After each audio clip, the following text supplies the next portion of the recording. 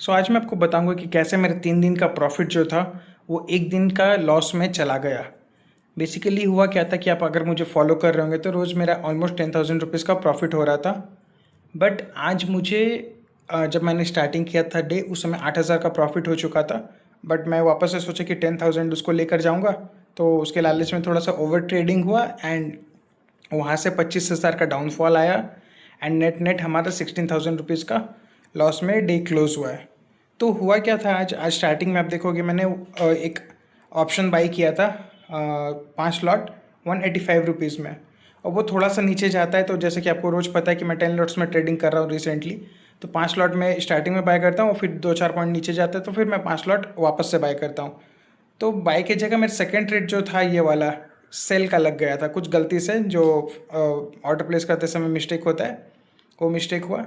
तो फिर मैंने इमीडिएटली वापस से 650 क्वांटिटी बाई किया 183 रुपीज़ में, और आप देखोगे वो ऊपर जाकर 193 रुपीज़ में एग्ज़िट हुआ। तो ये प्रॉफिट में एग्ज़िट हो गया था।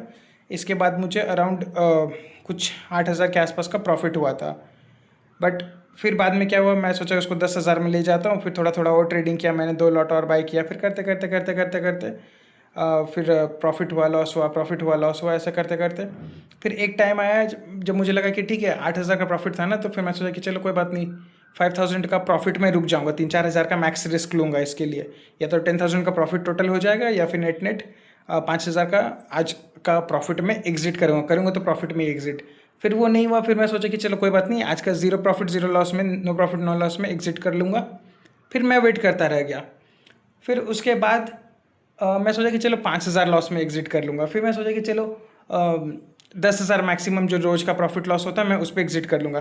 तो और फिर करते करते आप नेट आप देख रहे होंगे 16,000 का लॉस में एग्जिट हुआ। तो आप देख रहे होंगे हुआ क्या था कि जो स्टार्टिंग में मैं स्ट्रैटेजी लगा के जो मेरा सेटअप बनता था मैं उस पर ट्रेड कर रहा था।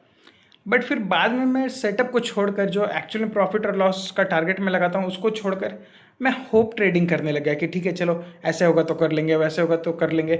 ये सबसे बड़ा मिस्टेक होता है जो आपको रिटेल ट्रेडर को, मेरे जैसे रिटेल ट्रेडर को प्रॉफिटेबल बनने नहीं देता लॉन्ग टर्म में।